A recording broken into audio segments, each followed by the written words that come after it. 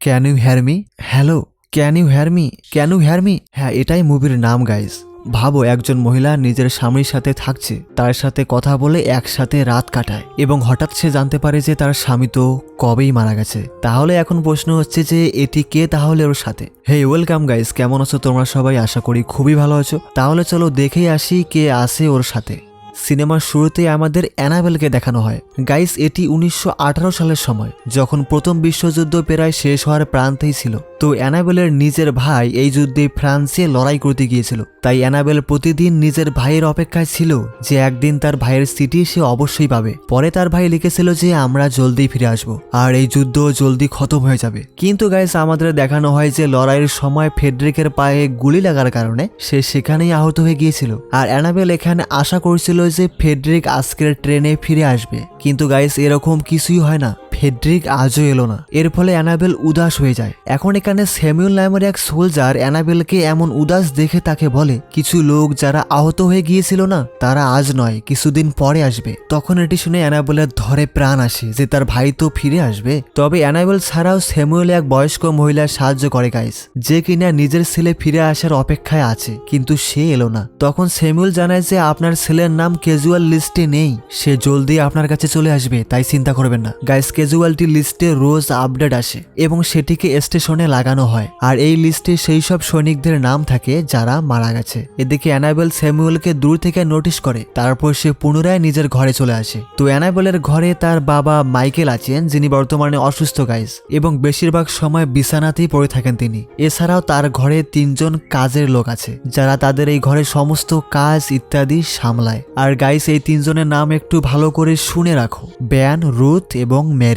এরপরে অ্যানাবেল নিজের বাবার কাছে গিয়ে বলে যে বাবা, ভাই আজও এলো না। তো এর উপর মাইকেল বলে যে ঠিক আছে, কাল তুমি আবার স্টেশনে গিয়ে তার খোঁজ নাও আর তার অপেক্ষা করো। কিন্তু অ্যানাবেল মাইকেলকে বলে যে আপনি শুধু নিজের জেদ এবং সম্মানের জন্য আমার ভাইকে যুদ্ধে পাঠিয়ে দিলেন, আপনি চাইলেই তো তাকে ওইখানে যাওয়া থেকে আটকাতে পারতেন। পরে ফেডরিকো এই কারণেই চলে গিয়েছিল, কারণ সে আপনার সম্মান রাখতে চাইছিল, তাকে আপনার লায়ক যোগ্য বেটা হতে হতো তাই। হ্যাঁ গাইস, এই মাইকেল আসলে একটু দেশভক্ত এবং আদর্শবাদী টাইপের মানুষ, যে কিনা নিজের দেশের সেবার জন্য নিজের ছেলেকেও পাঠিয়ে দিয়েছে এই যুদ্ধে। কিন্তু তার বিশ্বাস আছে যে তার ছেলে একদিন অবশ্যই ফিরে আসবে।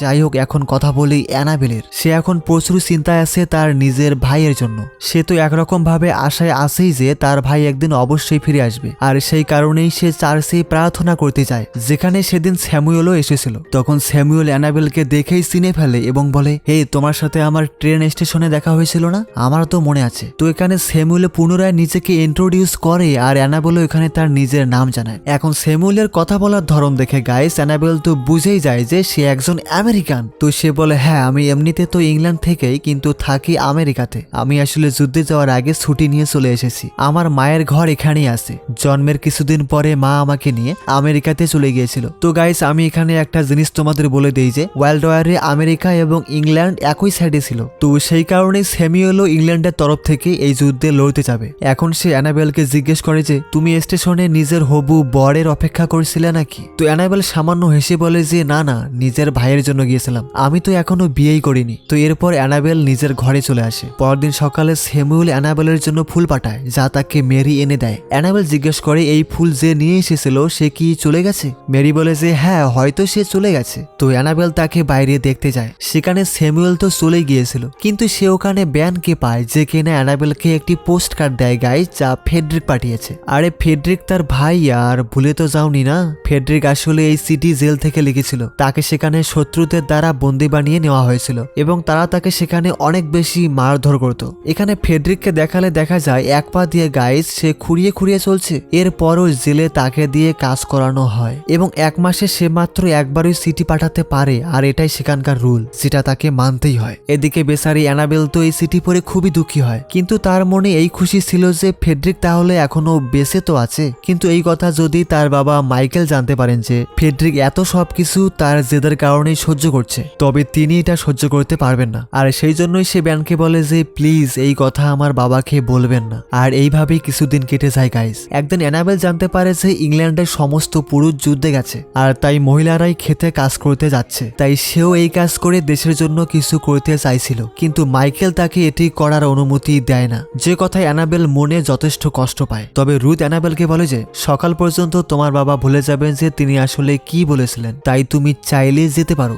আসলে মাইকেল তো এমনিতেই বুড়ো হয়ে গেছেন, তাই তিনি কথা প্রায় ভুলেই যান। এবার রুথের ইশারা বুঝে অ্যানাবেল এবার খেতে কাজ করতে চলে আসে, যেখানে তার পুনরায় স্যামুয়েলের সাথে দেখা হয়, যে ওখান থেকেই কোথাও যাচ্ছিল। আর সে তখন এরকম দেখে অ্যানাবেলকে সাহায্য করে, আর এভাবে দুজনের মধ্যে পুনরায় কথা হয়। এবং কাজ শেষ করার পর দুজনে একটি বারে যায়, যেখানে দুজনে একে অপরের জন্য ড্রিঙ্কস অর্ডার করে। তো বারটেন্ডার অ্যানাবেলকে ড্রিঙ্ক তো দেয়, কিন্তু স্যামুয়েলকে দেয় না। এবং সেখানে সমস্ত লোক বলছিল যে এখানকার সমস্ত লোক যুদ্ধে চলে গেছে, আর তুমি এর ফায়দা উঠাচ্ছ স্যামুয়েল। আসলে তারা সবাই স্যামুয়েলকে অ্যানাবেলের সাথে দেখে বলছে যে তুমি এখানে মেয়ের সাথে মজা করছো, যেখানে কিনা সব পুরুষরা যুদ্ধে চলে গেছে। আর এই কারণেই স্যামুয়েলের সাথে এই লোকেদের লড়াই হয়ে যায়, আর স্যামুয়েল তাকে ইচ্ছে মতো ধোলাই করে। আসলে তাদের বোঝা উচিত ছিল যে স্যামুয়েল একজন সৈনিক, তার সাথে গায়ের জোরে পেরে ওঠা তেমন একটা পসিবল হবে না। এইসব হওয়ার পর অ্যানাবেল স্যামুয়েলকে বলে যে এখন থেকে আমাদের পুনরায় দেখা করা উচিত নয়, নতুবা লোক আমাদের সম্পর্কে ভুল বুঝবে। এতে স্যামুয়েল বলে যে আমি তোমাকে ছাড়া থাকতে পারি না। হ্যাঁ গাইজ, সে এখানে অ্যানাবেলকে প্রপোজ করে দেয় এবং তাকে কিস করারও চেষ্টা করে, কিন্তু অ্যানাবেল এখানে কোনো রেসপন্স না করেই চলে যায়। ফলে স্যামুয়েলের তো প্রচুর আফসোস হয়। এরপরে আমাদের অ্যানাবেলের বাবাকে দেখানো হয়, যিনি নিজের বিছানা থেকে উঠে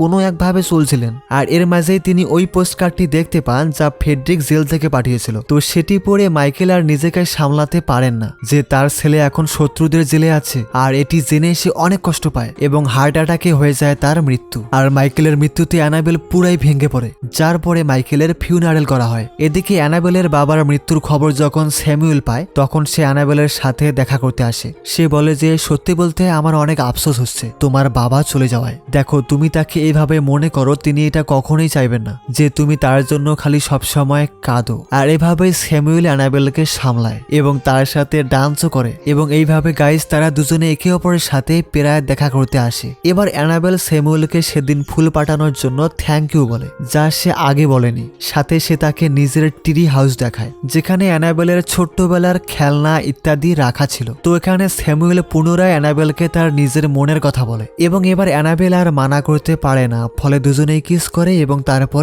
ইন্টিমেট হয়ে যায়। তবে গাইস আমি একটা জিনিস ভেবে খুবই অবাক হই যে হলিউড ইন্ডাস্ট্রি এর অনেক মুভিতে দেখি যে তারা এই ইন্টিমেট হওয়াকে একদম খোলামেলা দেখায়, যার ফলে আসলে এইসব মুভি একা দেখা ছাড়া আর কোনো উপায় থাকে না।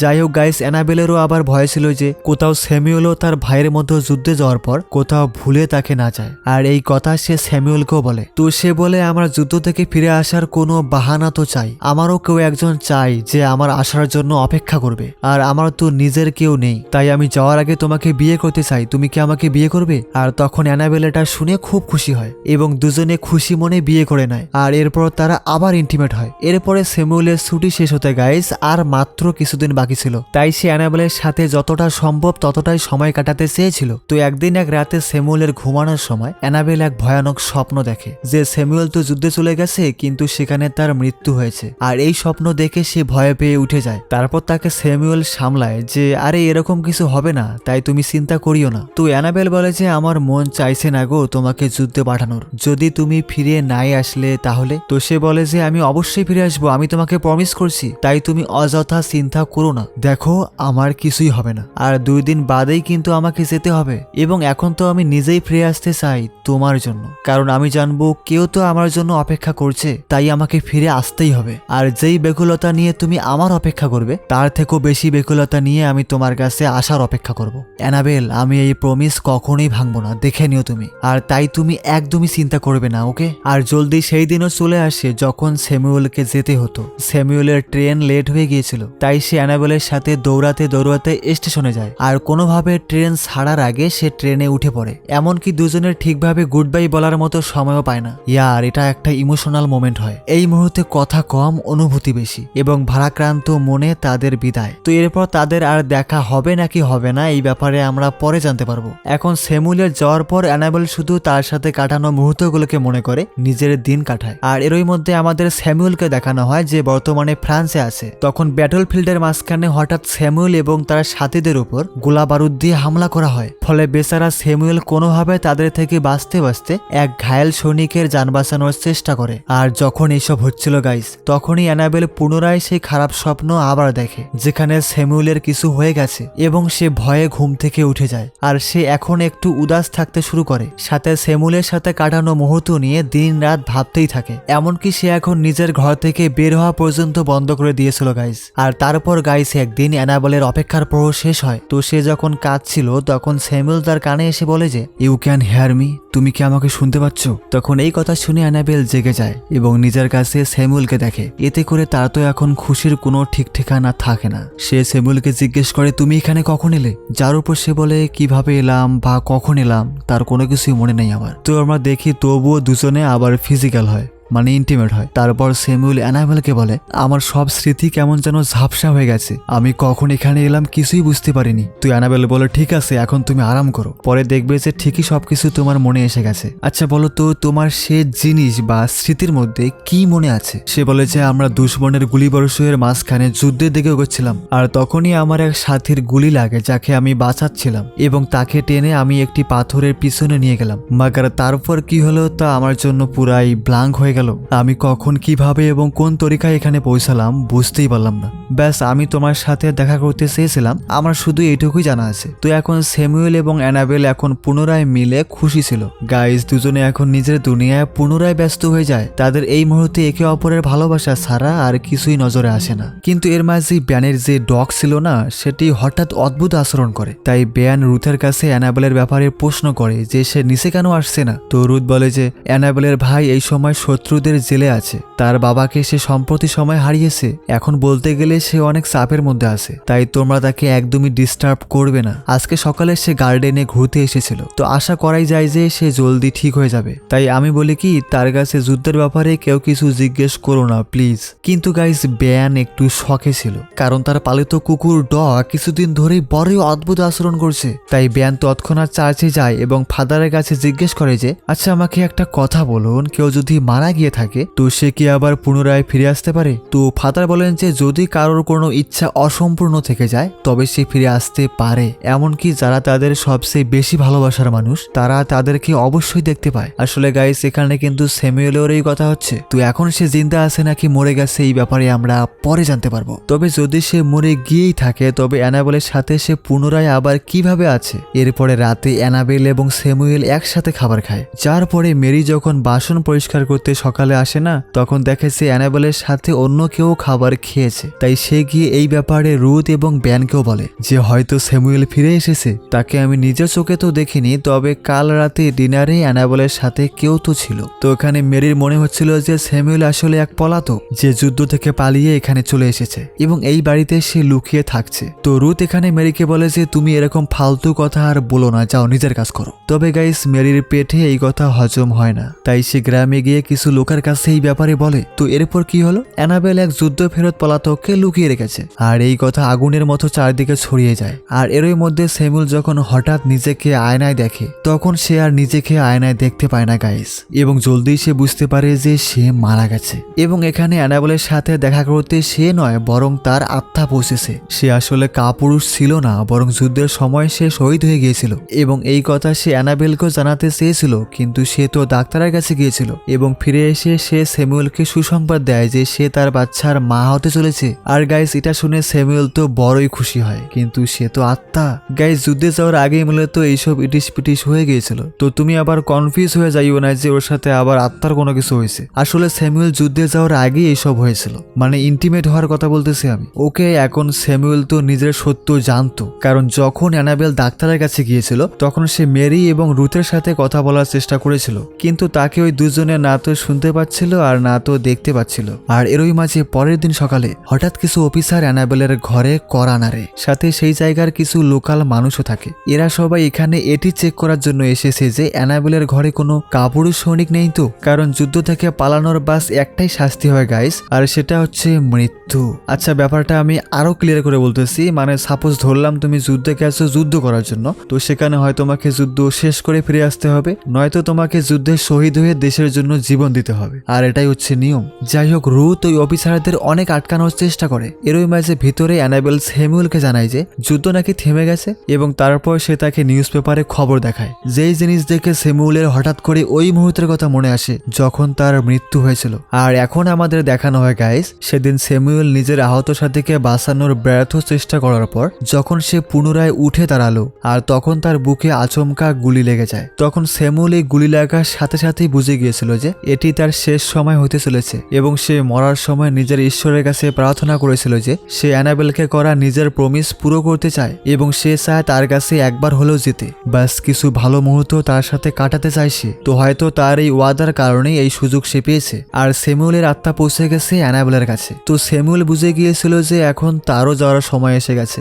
এদিকে আর্মি অফিসার অ্যানাবেলের ঘরের দিকে এগোচ্ছিলেন, আর তখনই তাকে আসতে দেখে অ্যানাবেল বাইরে বের হয়, এবং সে অফিসারকে বোঝানোর চেষ্টা করে যে এখানে কোনো পলাতক সৈনিক নেই, আপনি ভুল জায়গায় এসেছেন। কিন্তু তখনই অ্যানাবেল ওয়ার অফিস থেকে একটা টেলিগ্রাম পায়, যা পড়ার পর বেচারি একদম কেঁদে ফেলে, কারণ ওই টেলিগ্রামে স্যামুয়েলের মৃত্যুর খবর ছিল গাইস। তাই সে জলদি তাকে রুমে পুনরায় দেখতে যায়, কিন্তু গাইস সে তো গায়েব হয়ে গিয়েছিল। আর এই বেচারিও বুঝে যায় যে সে এখন পর্যন্ত স্যামুয়েলের আত্মার সাথে কথা বলেছিল, যে কিনা মরার পরেও নিজের ওয়াদা পূরণ করতে আবার ফিরে এসেছে। আর এই কথা ভেবে অ্যানাবেল জঙ্গলে গিয়ে অজ্ঞান হয়ে যায়। এখানে তারপর অ্যানাবেলকে ব্যান হুঁশে নিয়ে আসে। তো সে অ্যানাবেলকে বলে যে এখন পর্যন্ত সে তোমার সাথে এক দেবদূতের মতো ছিল, আর এখন সে চলে গেছে। অ্যানাবেল তখন ব্যানকে জিজ্ঞেস করে যে আচ্ছা আপনি কি এটা জানতেন? তো ব্যান বলে যে আমি তোমাকে একা অনেকবার কারোর সাথে কথা বলতে দেখেছি, আর আমি তখনই বুঝে গিয়েছিলাম যে এখানে কিছু তো গড়বড় আছে। যাই হোক, আর চিন্তা করো না, সব ঠিক হয়ে যাবে। এদিকে অফিসাররা যারা স্যামুয়েলকে খুঁজতে এসেছিল তারা চলে গেছে।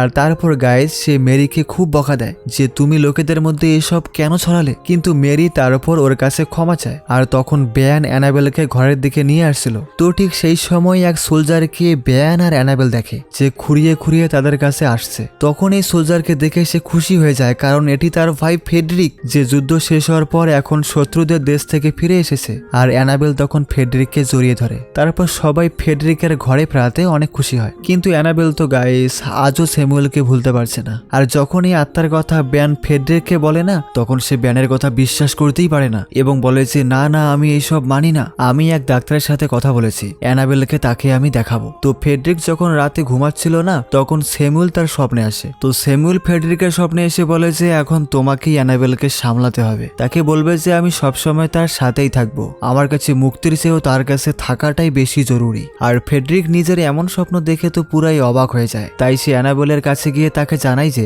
জানো আমি স্যামুয়েলকে স্বপ্নে দেখেছি, সে আমাকে বলল যে সে তোমার আশেপাশেই আছে, এবং সে যেভাবে বাঁচতে চেয়েছিল ঠিক সেভাবেই আমরা তোমার বাচ্চাকে বাঁচতে দেব। এই যে তুমি এখন অনেক কষ্টে আছো না, এটি আসলে তোমার ভালোবাসা স্যামুয়েলের জন্য।